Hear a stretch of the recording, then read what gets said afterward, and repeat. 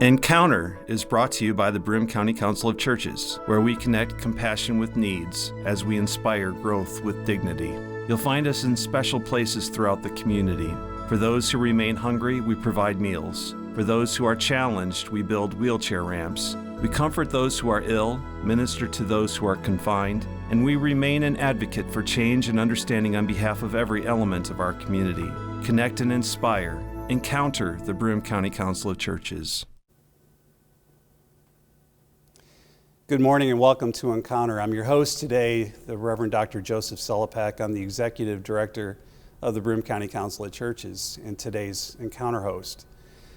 With many of you, I was very moved and incredibly saddened by recent events that have been in the news. The situation in Texas has left me wanting to hug children. I just need there's a part of me that just needs to let children know that they're loved and they're cared for, and that there are safe places for children. The situation at the Tops grocery store in Buffalo came through in a very weird way with my staff at the Greater Good Grocery. I got a phone call just as I was trying to figure out whether my daughter was safe, because she lives not too far from that neighborhood in Buffalo. And I have gotten so, it's been an emotional roller coaster ride for me in the last few weeks. And I'm pretty sure that it's been the same way for many of you, our listeners and the folks that have been tuning in to Encounter. It's just been very, very hard for us. And we really need today more than ever a pastoral response, as well as a question of, what does the future look like, and how do we begin to heal and move communities of faith forward through these events. And to help us kind of talk about that is Harold Wheat.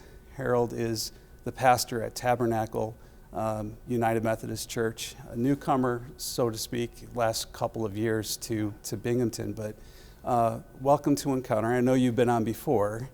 Thanks so much, Joe. Yeah, and Douglas Taylor, who is no stranger to Encounter. He has hosted the show in previous times and has done a lot of segments with me and with others on the show.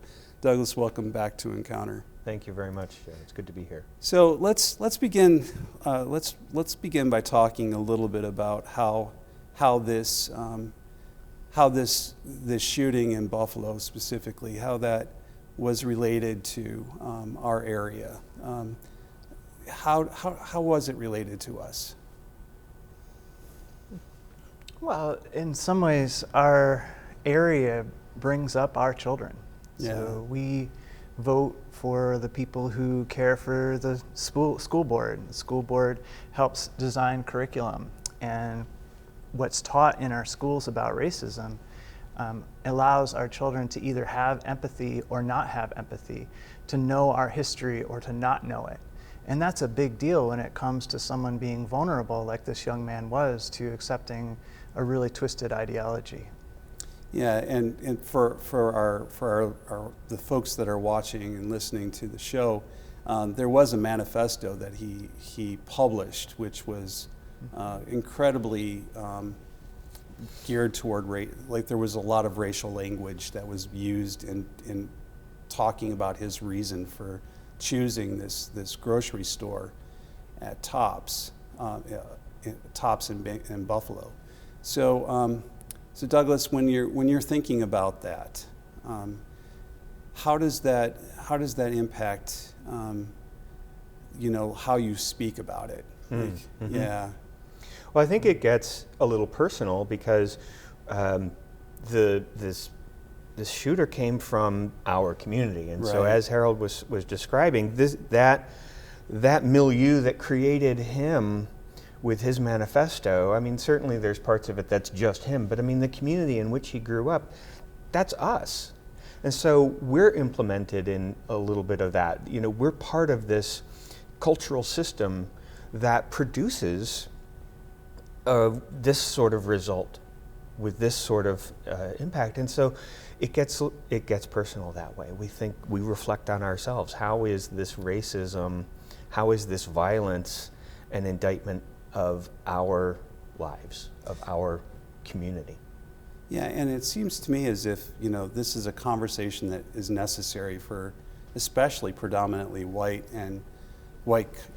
folks who define themselves racially as white people, for us to be able to have with each other, because it seems to me as if there's a part of being white that is kind of under we're under a cloak of suspicion at the moment, and we need to speak about the evils of racism from that perspective too, don't we?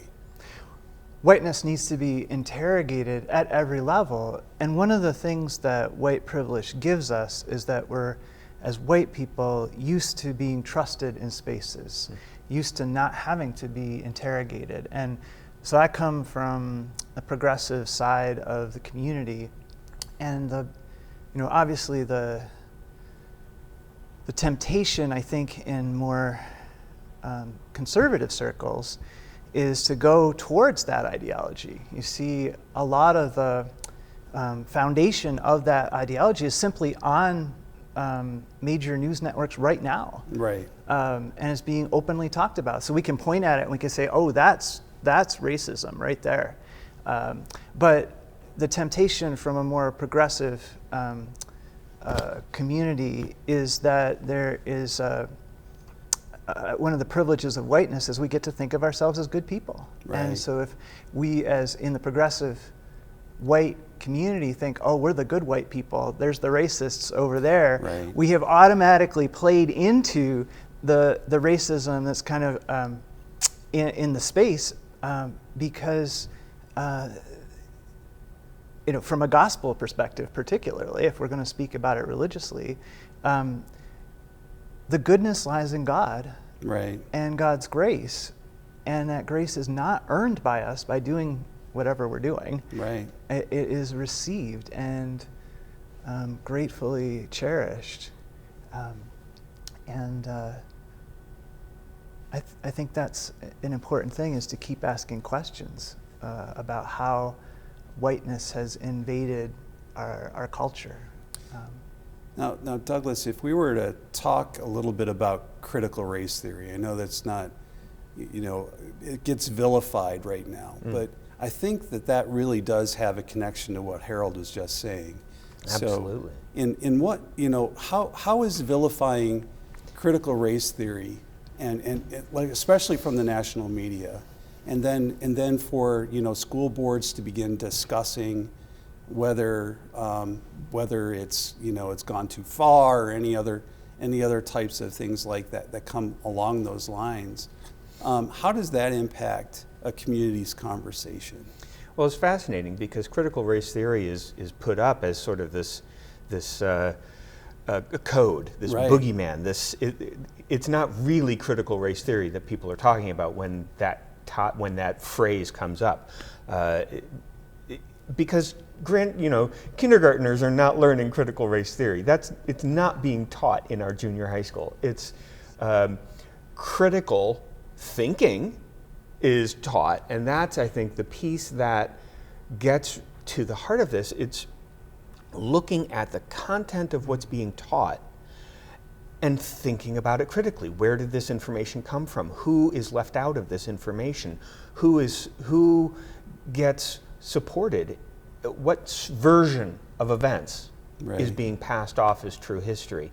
And who's being excluded? That's a critical way of looking at history. And if you do it through a lens of race, you are recognizing the history of our country as built on the backs of slaughtered Native Americans and enslaved Africans, and how we wouldn't be where we are if it hadn't been for those beginning parts.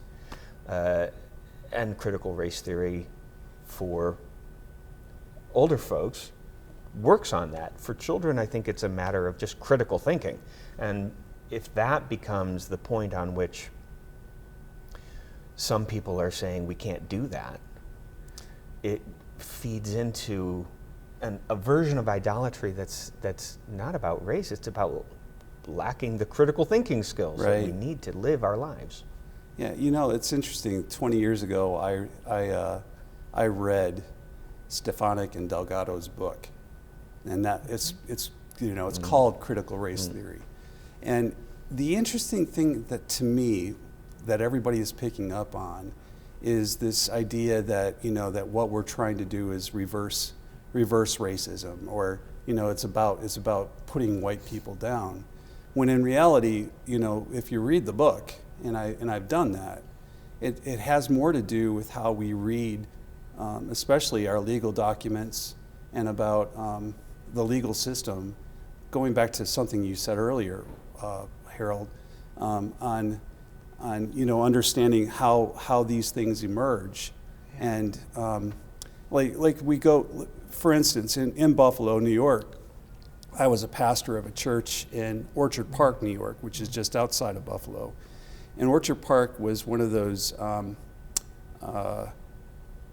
post-World War II communities that kind of emerged as the GI Bill was being implemented.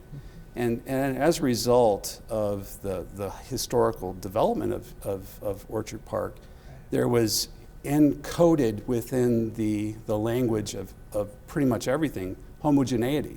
Yeah. So you had to be a white person within Orchard Park in order for you to own property. It's still in some of the deeds. Yeah. And white people need to remember that. It's still in the deeds. And in Binghamton, I've heard it's there as well, that we still have this coded, it's not even coded language, it's overt language, which is basically saying you have to be a certain race in order for us to own property within a certain area.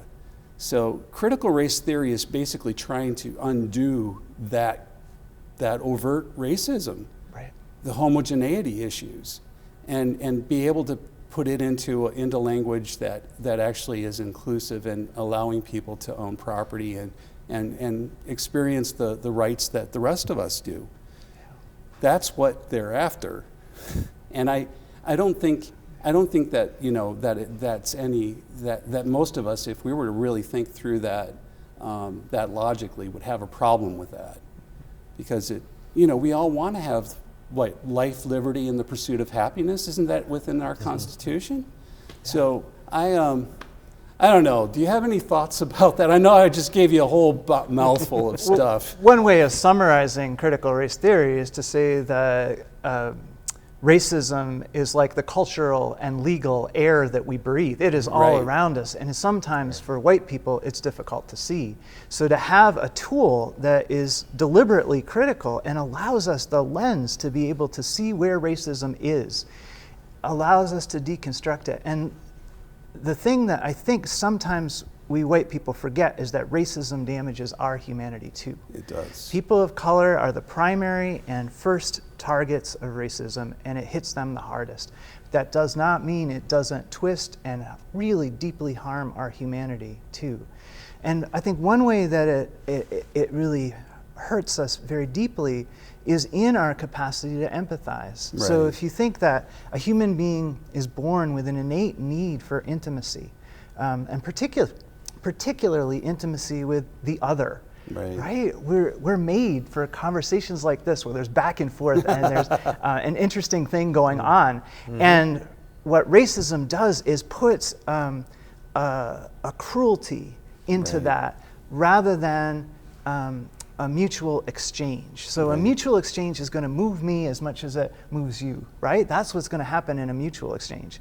But racism puts a power dynamic into it so that white people experience a twisted form of intimacy that is about power rather than about mutuality. And it subsidizes our egos, it subsidizes our finances, it subsidizes our privilege in so many different ways. There's a whole backpack full of ways that white privilege manifests. But it damages our capacity to be human.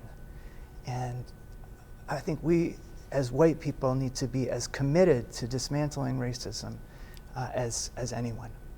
My guests today are Douglas Taylor. He's the pastor at the Unitarian Universalist congregation in Binghamton, and Harold Wheat, who is the pastor at the Tabernacle United Methodist Church.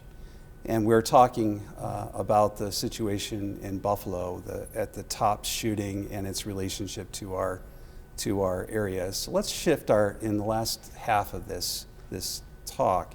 Let's shift to, what ways are our congregations working toward these to being more anti-racist. So we've already kind of laid the groundwork for it. So how is your congregation, Douglas, working on these issues?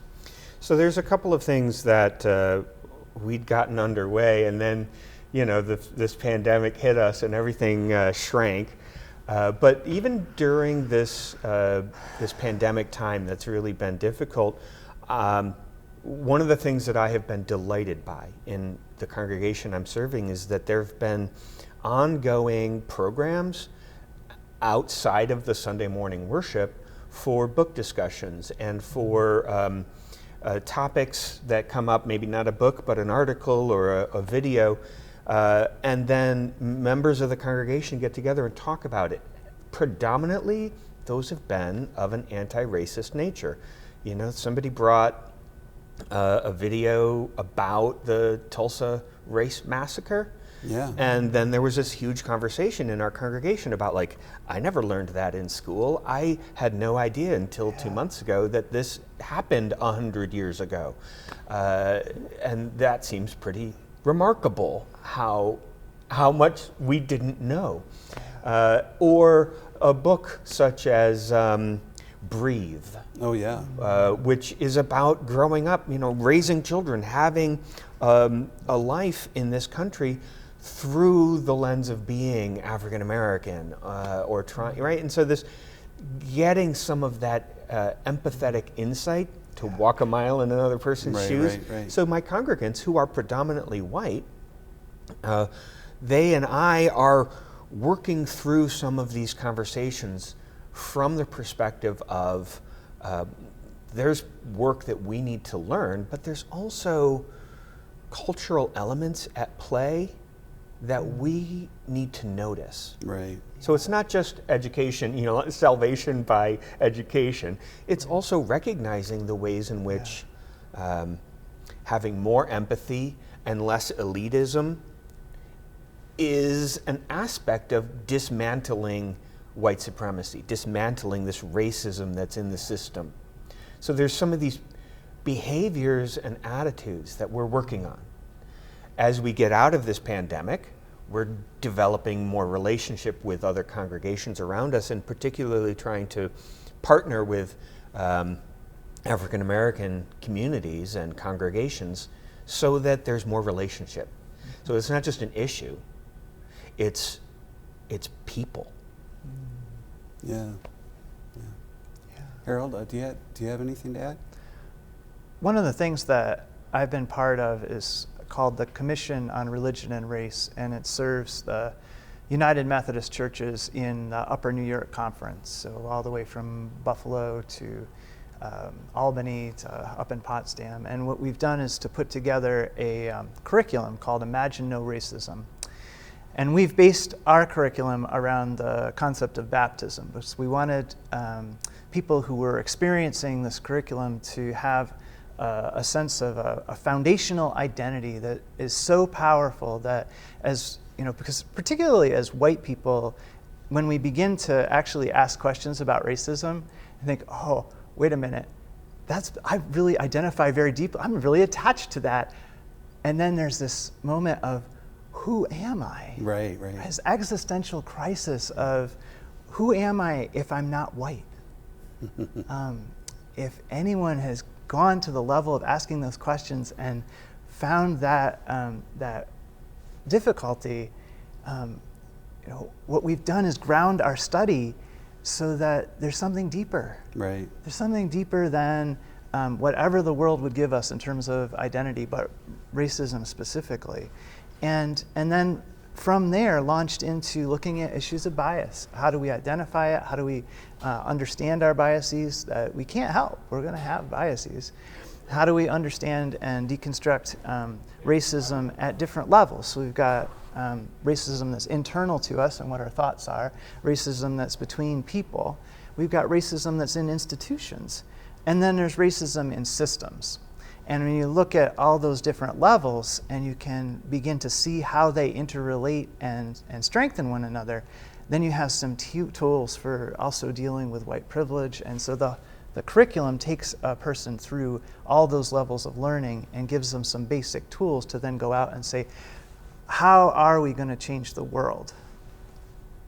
Now, one of the places where we ran into each other recently was at the prayer vigil that was being sponsored by several of the black congregations in our area. Mario Williams and Frank Barnett and Sister Williams was there, and their congregations were all a part of that, and was one of the times when we've kind of rubbed up against each other as far as like black and white and other types of things like that. How important are those types of gatherings where we're kind of looking to, trying to look through the eyes of another person in order for us to see how this event in Buffalo kind of impacted the life of our African American brothers and sisters? Yeah, I think that there's so here's one of the ways that it impacted me that I saw that night during the vigil. We often think of an event like what happened in Buffalo with this shooting, and there's these 10 victims, and there's these 10 people who have died. What happened didn't just happen to those 10 people. Right. And we talked about that at this vigil, that these are families. These are aunties and grandfathers and deacons and people who are part of communities. And so those communities were deeply impacted and crushed and broken by this shooting. The people who lived in that neighborhood, that was their grocery store that became a crime scene, and they couldn't go shopping. And they didn't have access to another place to go there to do their shopping because of the system around them of poverty, of racism, of whatever, that didn't allow them to get out and get groceries somewhere else. That's an impact. Mm-hmm. That it's not just this isolated idea of like this happened to this one person is ridiculous. Mm-hmm. So it happened to us in Binghamton too. Right. What happened there hit me. Yeah. It hit this community of pastors who are trying to give hope and support and a sense of meaning with this senseless violence. I think that being able to witness how threaded our lives are, intertwined, is a big piece of this kind of a conversation. It's not like one person is a racist and they went and they shot something up. We're all impacted. Yeah, I was struck powerfully by several of the ministers as they were talking about the event and the way that they approached the event. They said, he targeted Glenwood, Price Chopper, before he actually went to Buffalo. It could have happened in our neighborhood. It could have happened right at our store. They just didn't have enough black people there.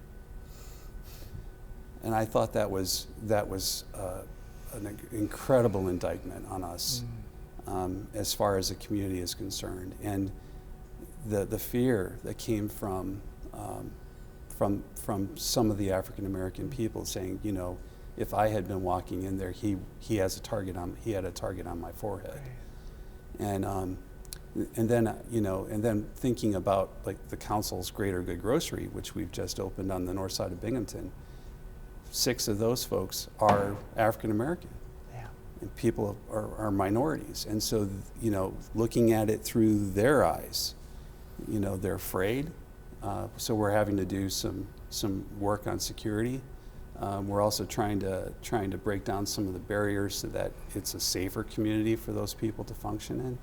It's a harder thing to do, to look through that lens and that way than just to say, all right, that was an isolated incident and we have no problem anymore. So it's harder, and I think that if we're going to be in relationship with, especially with black churches, that we need to remember that whatever is going on with us in this, it's 10 times worse. Yes. For them, and it's much harder to be in this soup as an African American person than it is for me as a white person. Even though it's devastating to me, I can't even turn on the TV right now anymore without thinking about AK-47s or M16s or Bushmaster rifles, and we haven't even gotten into that yet. But any closing thoughts? We are all called to confront and dismantle racism, but there are different tasks for white people and for people of color. And I think it's important for white people to remember that we're looking to people of color to help guide and lead and to provide direction. That a lot of times people of color, who are white, walk in and want to take leadership because we're used to being privileged with that. But I think it's important to remember that as we come into spaces where we're sharing the journey of dismantling racism, we need to be humble. Right. Yeah. Well, I would say that as a Unitarian Universalist, a key piece of my faith is that statement that comes out of the Universalist side of my tradition, that God loves everybody, that all are loved.